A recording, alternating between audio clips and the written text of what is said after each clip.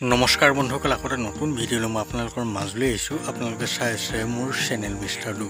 মই আপোনালোকৰ লগত আজি এটা গুৰুত্বপূৰ্ণ কথা আলোচনা কৰিব আহিছোঁ। আপোনালোকে এই কথাখিনি ভালদৰে শুনি লওক।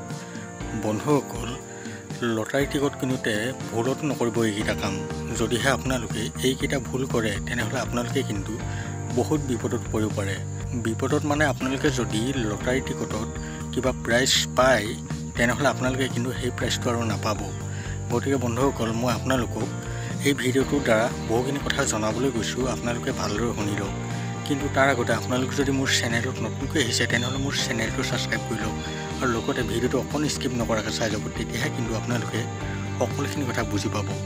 বন্ধুসকল, আজি মোৰ এজন ভিউৱাৰে ফোন কৰিছিলে আৰু তেওঁ কৈছে যে তেওঁ কালি যিখন হৈ গৈছে, যিখন 7 ফেব্ৰুৱাৰীৰ লটাৰী খেল, সেইখনত তেওঁ এখন বেলুনো প্ৰাইজ হিচাপে পাইছে।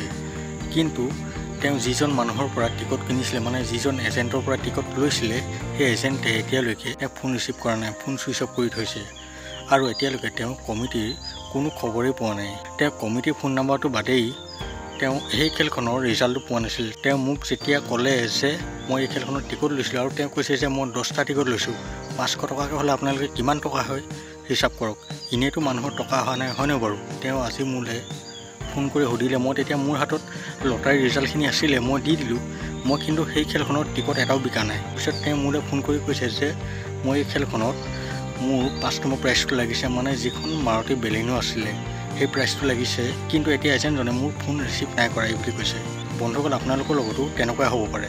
কাৰণ মই কিয় কৈ দিছোঁ, আপোনালোকে যদি যাৰ তাৰ পৰা টিকট লয় তেতিয়াহ'লে তেওঁলোকে আপোনালোকৰ যিখিনি টিকটৰ পইচা, সেই পইচা কমিটিক জমা নিদিয়ে। সেইকাৰণে আপোনালোকৰ লগতো এনেকুৱা ধৰণৰ ঘটনা হ'ব পাৰে। গতিকে আপোনালোকে বহুত ভাবি চিন্তিহে টিকট ল'ব। টিকট ল'বলৈ হ'লে আপোনালোকে বহুত বিশ্বাসী মানুহৰ পৰা টিকট ল'ব। আপোনালোকে যদি ইমান টিকট ল'বলৈ ইচ্ছা কৰিছে তেনেহ'লে আপোনালোকে মোৰ পৰা টিকট ল'ব। আপোনালোকে কোনো ধৰণৰ অসুবিধা নাপায়। মোৰ পৰা টিকট ল'লে আপোনালোকে ৰিজাল্টৰ কাৰণে চিন্তা কৰিব নালাগে, আপোনালোকে লাইভৰ বাবে চিন্তা কৰিব নালাগে, আপোনালোকে প্ৰাইজৰ কাৰণে চিন্তা কৰিব নালাগে। মই সকলোখিনি সুবিধা আপোনালোকক কৰি দিম। বন্ধুসকল, আপোনালোকে হয়তো ভালদৰে বুজি পাইছে যে আপোনালোকে চৌটোৰ মানুহৰ পৰা টিকট আৰু কেতিয়াও নল'ব, নহ'লে আপোনালোকৰ লগতো এনেকুৱাই গতি হ'ব পাৰে। বন্ধুসকল, মই আপোনালোকৰ বাবে আজি এখন বহুত ভাল খেল লৈ আহিছোঁ, যিখন এই খেলখনতো বহুতো ভাল ভাল উপহাৰ আছে। এই খেলখনত আপোনালোকে 100 টকাতে লাখ টকাৰ উপহাৰ লাভ কৰিব পাৰে। মই আপোনালোকক এতিয়া এই খেলখনত কি কি উপহাৰ আছে সকলোখিনি দেখুৱাবলৈ গৈ আছোঁ, আপোনালোকে ভালদৰে চাই লওক। বন্ধুসকল, এই খেলখনৰ 1 নম্বৰ প্ৰাইজটো হৈছে মাৰুতি এস্প্ৰেছো, 2 নম্বৰ প্ৰাইজটো হৈছে 2,50,000, 3 নম্বৰ প্ৰাইজটো হৈছে 1,50,000, 4 নম্বৰ প্ৰাইজটো হৈছে 75,000 আৰু 5 নম্বৰ মানে কনচলেশ্যন প্ৰাইজ হৈছে 10,000কৈ 5জন। আপোনালোকে হয়তো ভালদৰে এই খেলখনৰ প্ৰাইজসমূহ চালে। আপোনালোকৰ যদি ভাগ্য ভাল হয় তেনেহ'লে আপোনালোকে এই খেলখনত নিশ্চয় লাখ টকা লাভ কৰিব পাৰে।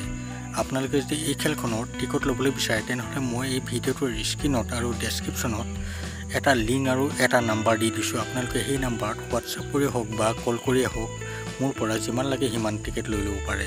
আপোনালোকে অলপো চিন্তা কৰিব নালাগে। এইকেইখন এখন বিশ্বাসী খেল হয়। বন্ধুসকল, 16 তাৰিখে এখন খেল আছে, সেইখনটো অতি বিশ্বাসী খেল হয়।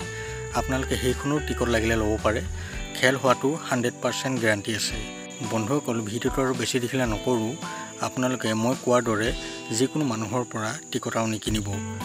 বন্ধুসকল, এতিয়ালৈ ভিডিঅ'টো ইমানেই। আকৌ লগ পাম নতুন এটা ভিডিঅ' সৈতে। এতিয়ালৈ মোক বাই।